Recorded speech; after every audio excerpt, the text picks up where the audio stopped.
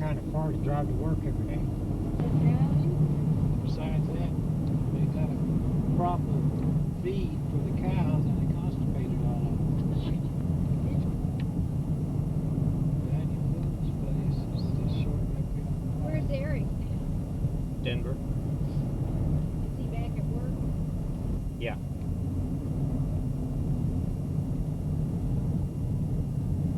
He must be telling war stories. I see that every time. Every time we go by there. Pretty picture. No one's known. Maybe he's not pregnant. There hasn't been this big a traffic jam here since Springs left. Since the parade. Somebody said Joanne said the parade's getting to be a pretty good thing down. They need to come down. Yes, sir. She said now they weren't having a wildlife festival on the come 4th of July, and then she got to think how hot it would be. Well, we just got to get hot before we do it. And mosquitoes, chiggers, Here we are. This is snakes. my favorite corner here.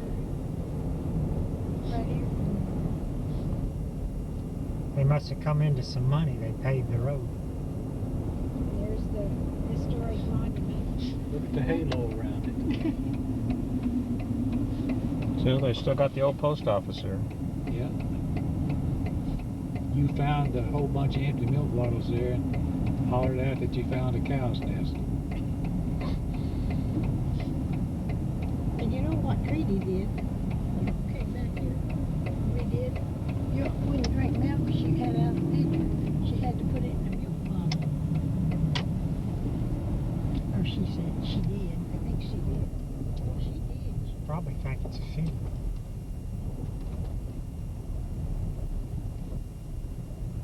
There's the old sawmill. You can't see it. On this side. No, on the left. On this side. Middle of that thicket. And that's the log chute right down there.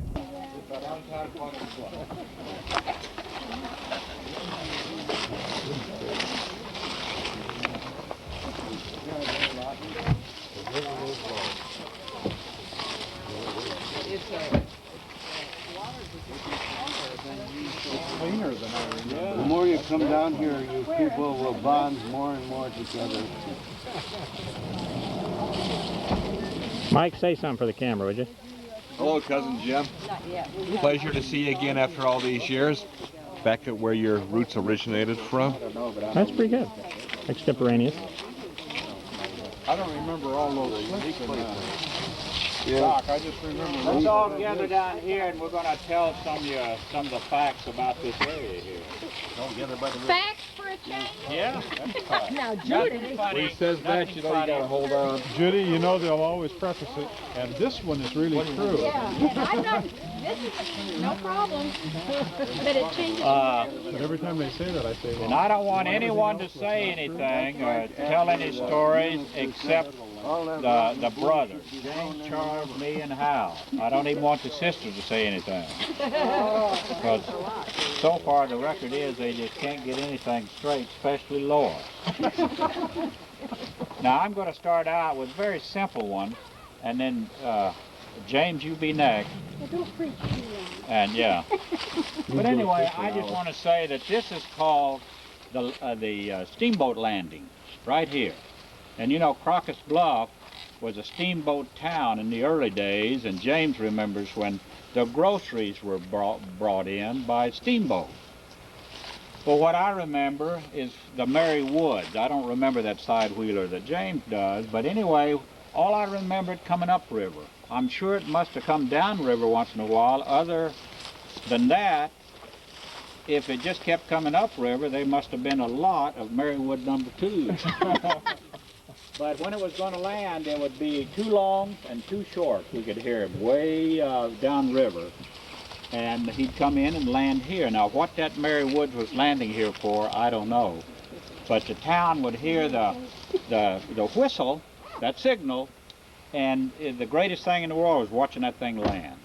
And anyway, but we saw the Mary Woods. It's up at Jacksonport, but that was really a little bitty boat. We thought it was a big one. So, okay, I started out with a simple one. James, you tell a good one. Okay, that boat that landed here brought all of the hardware, including the church bell, to the Prang Church up there. They hauled it down here. You're talking about the Ursi Boys side wheel. Yeah, the side with Ursi Boys. And every steamboat that I ever saw go by the bluff or land here was from the Cincinnati, what did they call it, their headquarters, licensed out of Cincinnati, Ohio. And that's the hole in the wall down there. And they used to stack the logs from the hill country out west. They'd stack logs up there, then the log boats would pull in there and they would load logs sometimes for a week. And what us kids always try to do is get up there about the time they quit loading the logs for the day, and the guy that was sticking the hooks in the end of the logs, he would ride those hooks down to the steamboat across the water. We'd always try to make it down there to see that. You can't quite see the hole in the wall from here. It's around Well, the bend further. it all depends how much geography you want to give to it. That slough that goes up through there, no, you can't see it, but I think that would be hole in the wall right there. And Aunt Molly lived in the White House right up there, and one day they lost a young fella, couldn't find him, and they found him wrapped in trace chains and log chains and in the water. Someone had blown a hole in his head and dumped him in the water with chains around him. And that happened at a barber shop in England or someplace like that. Wasn't that great fun for this area? Yeah, everybody got all upset and excited and started having revival services, and that was a good time to have it. And there was a family that lived up in a little bitty shack. It's not there anymore. And periodically, Mr. and Miss Patterson would have revivals. And it was a very sincere revival. I don't want to make fun of it, but they all talked in tongues. And naturally, us young kids would go down there just to be entertained. And Mrs. Patterson would always come through with the same thing over and over. Sukkadee-dee-dee-unsee, and she just said it all during the time her husband is also talking in tongues. And then they would take up collection, bless her heart. And all these woods over across the river belong to Fisher Body, and they used that hardwood for making spokes for cars. And in the meantime, it's been turned over to some other warehouser or some other company. Okay, Charles. Well, You remember that Tony steam engine across there we'd hear once in a while? Oh, that donkey lump? engine? Yeah, that log engine. And it had a screw wheel drive. Yeah. In other words, the pistons would operate a screw wheel on an axle. Yeah, I remember. Okay, And- Charles. I have a question, David. Yeah? How come you could hear that steam engine, yet you said the one at the plant didn't make a noise? No, that was a whistle we heard. Oh, I thought, okay. That's what I See, you thought. didn't make that clear. Okay. Okay. As I recall, remember the Mobley outfit pulling gravel out of here? I worked for it. You worked for Mobley? Yeah. I picked the snags and big rocks out of the conveyor belt. Yeah. And we had a drag line. They had a drag line here on this landing. Yeah. and here's Charles.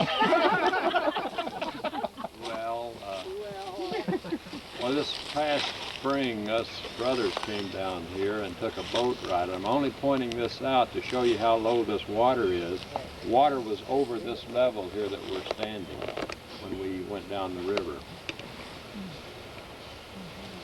Just a couple of comments on why Crockett's Bluff was so fascinating. Now, our store building, and I'm sure you were pointed out where the building was up here on the hill. We could sit on the front porch and look out over the river and, of course, watch the steamboats go by and whatever. But, you know, the industry here was something. We could sit on the front porch and look out over the logging industry. We could look out over the pecan industry in the fall. We could look out over the fishing industry almost year-round. We could look out over shell digging for pearl buttons. Amazing. And then behind us, if we would turn around and look, there would be dry farming behind us, and there would be the rice farming. So really and truly, this is what makes it so unique from other small towns throughout the whole United States. Trapping. And trapping. Yes, you look out here, a lot of people some of their income was from trapping. But you know, I talked to folks like Joanne's folks. They cannot understand why we're so interested in coming down here so much. Well, they lived in a small town in Nebraska. I'm but it kind of was- losing but- interest. But the only industry there was farming. So we had such a variety of industries. So the people would come to the front porch at our store and sit down, and I just loved to sit there and listen to all the different stories that they could tell about what they did during the day. Now, just a little sidelight. One industry that really fascinated me was gathering pecans. Across the river here, I don't know if you can pick them out, but there are pecan trees. Now, when we lived here, that was a big industry in the fall. Now, they claim that the spraying of the crops had ruined the trees and they don't bear anymore. But I was 14 years old, and I used to go across the river with O.V. Gosnell, and of course I was kind of stupid. I'd be the one that'd have to climb the trees and use a flailing stick. And you'd have climbers on, just like you see on the guys that climb some of these country poles. But I'd strap those climbers on and go up these huge trees, bigger than these, and way up there, and I'd be leaning out with this 8-foot pole, hitting these pecans to knock them down, and O.V. would be down there gathering them up. And if Dad knew this, he wouldn't let me do it. And I can remember, I was right across here. That evening, he was telling the fellows about some nut that was up and high up in a tree that was flailing pecans over there. And he does know to this day that that was me. So, Can I add just a little to that pecan story? yeah. Mom and Dad stood on the porch and saw you. And Mom turned to Dad and says, you know, if he comes down out of that tree without falling, I'm going to beat him half to death.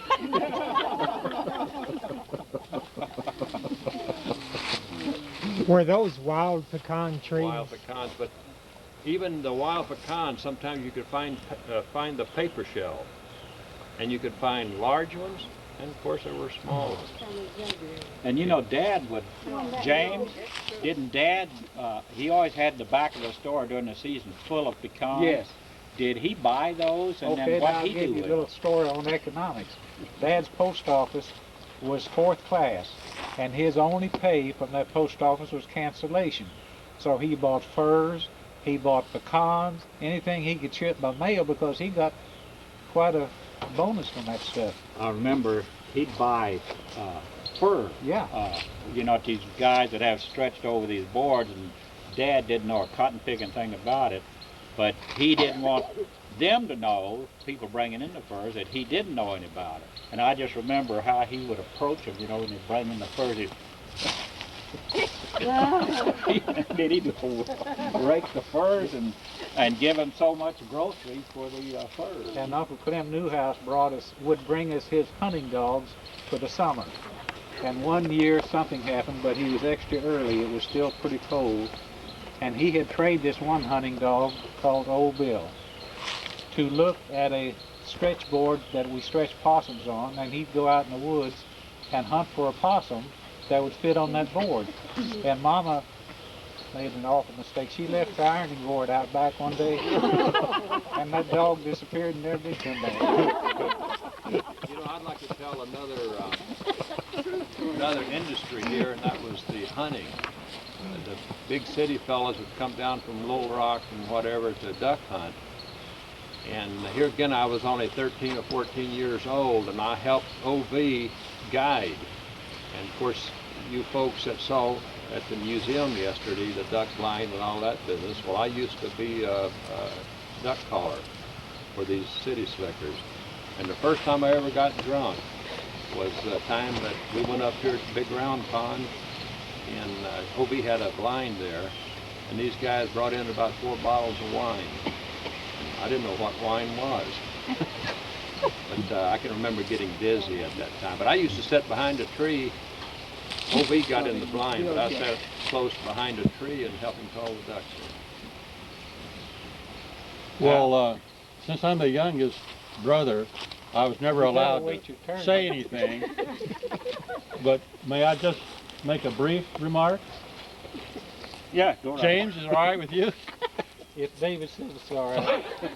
Anyway, Charles was probably of all the brothers, well, I don't want to say he didn't have any ambition, but anyway, if you go up the river here about a quarter of a mile, you come to a big sandbar. Charles used to almost every morning, in the summertime anyway, he'd walk up to the sandbar and stand there on the bank of the river, just looking upstream, waiting for an opportunity to come around the bend. He'd stand there for hours, waiting for something to come around the bend. And what Brother Charles didn't know is that people throughout Crockett's Bluff were whispering behind his back, you know, that Charles Prang is around the bend. That was the Thomas Bar house. Up there's the Thomas Bar, the best spot in this area for shells. That's where Edison Sykes would head with his boat to go up there and dig shells at the Thomas Bar. Charles, tell him about the gar fishing out here. Well, just before we left the bluff, it became popular to come down here and fish for gar. And I can remember right out here, Charlie Knight had a barge that he would go out here and anchor, and here again it would be the city folks that come down with deep sea tackle. You know, the reels on the rods like they use in deep sea, this big around. And these guys would hook into these gar, and these gar, some of them weighed 125, 130 pounds. And one of my jobs is when they get them up close to the boat, well, I had a 22 there, I'd shoot them between the eyes so they could drag them in. That was quite a deal. That's just about the time we left the bluff, and that became popular. And you should see the turkles. Yeah. We used to stand up on that bluff down there with a 22 and shoot turtles and gar as they came swimming by. How many of you know what a trot line is? All of us. Forget that story. Let me just tell I have to say, I learned about it right here. I don't want to hog this, Dave, but I'd like to tell a little story. I don't think Joanne is that knows. a line from the house to the outdoor toilet? No. That would be a trot line, wouldn't it? Trot line. Hey, that's good, Trudy. Trot line. Anyway, the summer that David was in California, I made my living by commercially fishing the river here with OV again. And Dad gave me enough staging and hooks to make 4 trot lines. Well, a trot line, you tie one end to a limb or a tree that had fallen, and the other end has a weight on it, but you stretch it way out into the river, and maybe you'll have 25 or 30 hooks spaced about 6 feet apart, and you would run them twice a day. The way you run them, you see, that staging is real taut, and you have to put it across the bow of your boat, and you'd pick it. No one's mentioned about how they cooked out the shells here, you know. I avoided that. I couldn't stand the smell. Just, would you all turn around and look at that beautiful tree? Isn't that a beauty? Is that here green? Sure. That's a pretty tree. And I was wondering, with all that industry that you boys are talking about, how come we were so poor? Well, we weren't in the industry. Did you see Dad out in Scotland? We were the second richest in Crockett's Bluff. And I guess the reason our dad did keep his sanity, because, you know, running water is very soothing. And because he could sit on the front store porch, that was very therapeutic for him and kept him from going crazy. Either The sleeping river or runs watching through it, running you know. You could see the river from the front porch. When it was high, we stood up on the bench. But he relieved himself on the river bank, and that's true. He would stand there and watch the water flow. I'll relinquish the rest of my time to whomever. Ruth. Ruth, you have anything? I just have a question. Why was it called a trot line? Was that T-R-O-T? I just never knew it was a trot line. I thought it probably was a trout line. There was no trout in there. I don't know. I mean, you don't catch trout with set up like When we wanted to buy fish for supper, we'd come down here. It wasn't this one, it was a dock there. And those catfish were that big. Let's go up to where our house stood up there in the dad's store.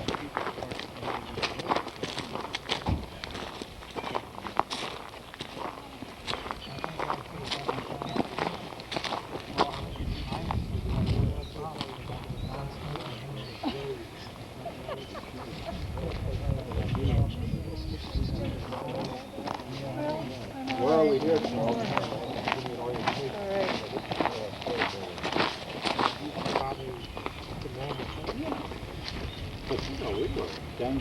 I mean, what people would call dangerous. And your dad could see the river?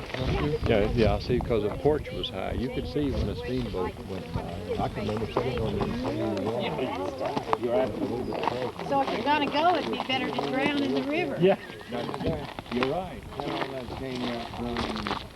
Well, the sheriff down there, and didn't he say, now isn't that just like a thief stealing more change than he can? Well, we found a pocket knife buried about so deep. And We found a little coin box with a penny in Yeah. it and a note. and a note. What'd the note say? And David and Hal opened the little note, they unraveled it, and said, "Gotcha." Who handled that? Okay, I want you to gather right down here.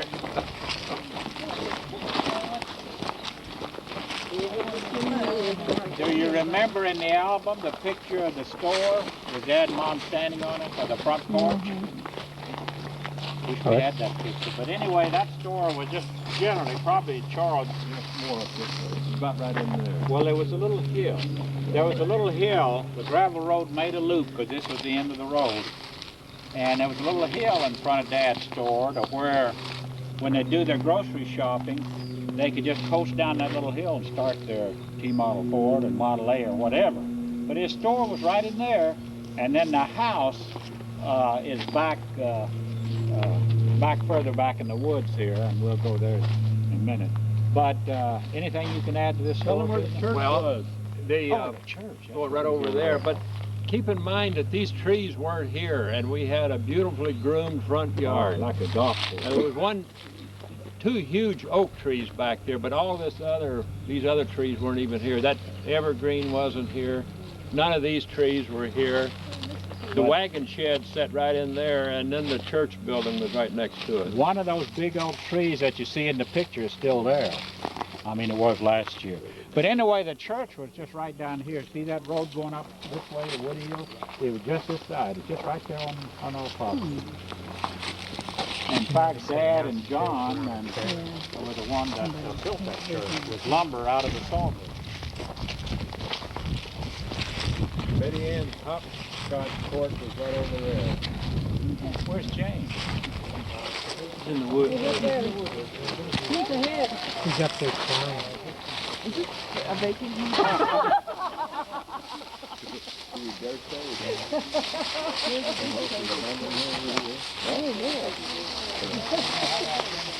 Tap trailer, tap house.